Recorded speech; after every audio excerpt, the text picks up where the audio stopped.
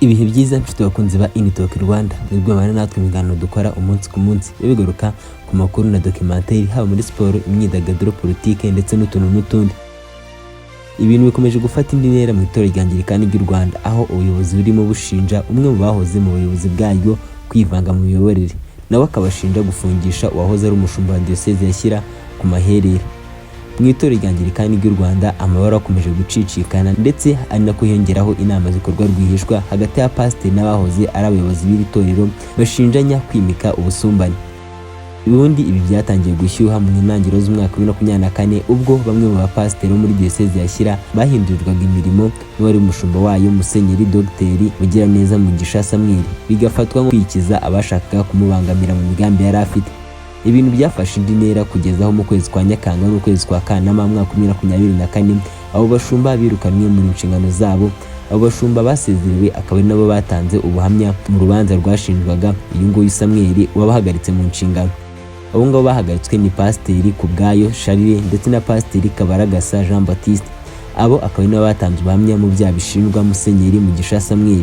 Nyuma y'ibi byakurikiwe n'ubugenzuzi uvuga ko bwakozwe n'urwego rw'igihugu rw'imiyoborere RGB bugaragaza ko Musenyeri Mugisha Samuel yaba yarakoze amakosa menshi mu itorero, birangira ahise ahagarikwa mu nshingano ze ndetse ahita yandika ibaruwa yegura.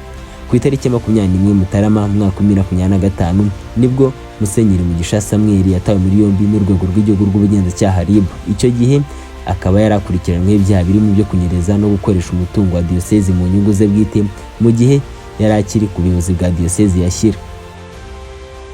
Nyuma yo gufungwa kwa Musenyeri Mugisha Samuel wahoze ari umushumba Diocese ya Gahini, Musenyeri Birindabagabo Alex ku itariki ya 19 Gashyantare yahise yandika ibaruwa ayandikira abashumba b'itorero rya Anglikani ababaza ibibazo birindwi birimo ibyo bashinja mugenzi wabo, kandi nabo ngo ibyo ngibyo ari byo basanzwe bakora. Mu byo yavuze harimo kuragira imirima y'itorero, gukodesha imodoka z'itorero nk'izabo, kuba abagore babo aribo bagomba kuyobora umuryango wa Mothers Union, umuryango uhuriza hamwe abadamu baba barashatse mu buryo bwemewe n'amategeko, ndetse n'ibindi bitandukanye. Anababwira ko ikibazo cy'umushumba bakagitanzeho amakuru mu bushinjacyaha kugira ngo bamurenganure. Ibi byarakomeje maze ku itariki ya 8 ukwezi ko kwakira 2025 Musenyeri Birindabagabo Alex arongera yandika indi baruwa ayandikiye abashumba bose bo mu itorero rya Anglikani. Iyo baruwa akaba yarayise ukuri kubatura.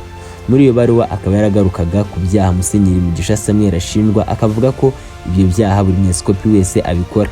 Muri iyo baruwa Musenyeri Birindabagabo Alex agira ati kubona Musenyeri ari muri mapingu akaba amaze amezi 9 muri gereza, wakibwira ko yakoze icyaha gikomeye cyane. Iyo ugeze mu rubanza ukumva ibyaregwa ushaka icyaha ukakibura, kuko mu byo ashinjwa biri mu bikorere ya buri mwepiskopi wese mu bigo bwa buri munsi, kandi ibyo bikorwa na Diocese zanyu zose.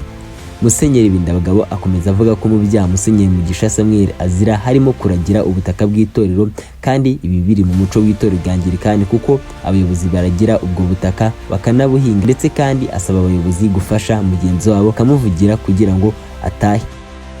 Musenyeri Birindabagabo akomeza yibutsa abepiskopi bose b'itorero rya Anglikani ko hari ibintu bikorerwa mu itorero bitagize icyaha, ariko hari n'ibikorewe hanze biba bigize icyaha. Anabasaba kuvuganira mugenzi wabo agataha, kuko ngo ibyo yakoze bitagize icyaha ahubwo ari umuco usanzwe mu itorero rya Anglikani.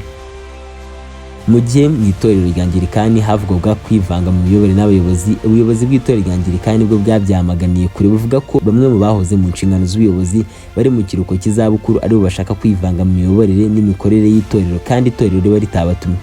Mu itangazo ry'itorero rya Anglikani ryasohoye ku itariki ya 14 ukwezi ko kwakira 2025 ryamenyesheje abakristo bose ko rihangayikishijwe n'imyitwarire ya bamwe mu bahoze mu nshingano z'ubuyobozi bari mu kiruhuko cy'izabukuru, bakaba bakomeje kwivanga mu miyoborere n'imikorere y'itorero rya Anglikani kandi riba ritabatumye. Anglikani yakomeje ivuga ko nubwo bashima imyaka bamaze bakorera umubiri wa Kristo, ibikorwa byabo bitera urujijo mu bakristo kandi bikanahungabanya amahoro n'ubumwe bw'itorero. Mu byo iri torero rishinja abari mu kiruhuko cy'izabukuru harimo kwandika amabaruwa agenewe abantu benshi, ndetse n'amatangazo batanga mu ruhame, byose bivuga ku mikorere y'itorero, ndetse no gukoresha inama zihuza amatsinda anyuranye yaba bamwe mu itorero harimo n'ayari mu kiruhuko cy'izabukuru abayobozi b'itorero batabizi. Ndetse itorero rya Anglikani rikomeza rivuga ko ryamaganiye kure ibyanditswe na Musenyeri Birindabagabo Alex, ko itorero rya Anglikani rivuga ko abayobozi b'itorero bose badakora nk'uko yabivuze mu ibaruwa yabandikiye. Itorero rya Anglikani kandi rivuga ko mu mwihero w'abepiskopi wabaye mu kwezi kwa Mata mwaka 2025 hafatiyemo imyanzuro yo gushimangira no kubungabunga ubumwe bwaryo mu Banyarwanda muri rusange. Reka ngushimire wabanye nanjye kuva ku ntangiriro z'ikiganiro kugera ku musozo. Reka mubwire ngo nimba ari ubwa mbere ugeze kuri Initalk Rwanda ugakunda ibyo dukora, wasangiza ibiganiro byacu inshuti na bagenzi bawe, kandi ntiwibagirwe kugenda udakoze subscribe. Reka mubwire ngo kigomba kumenya kandi ukazirikana nuko twifuriza kugira ibihe byiza.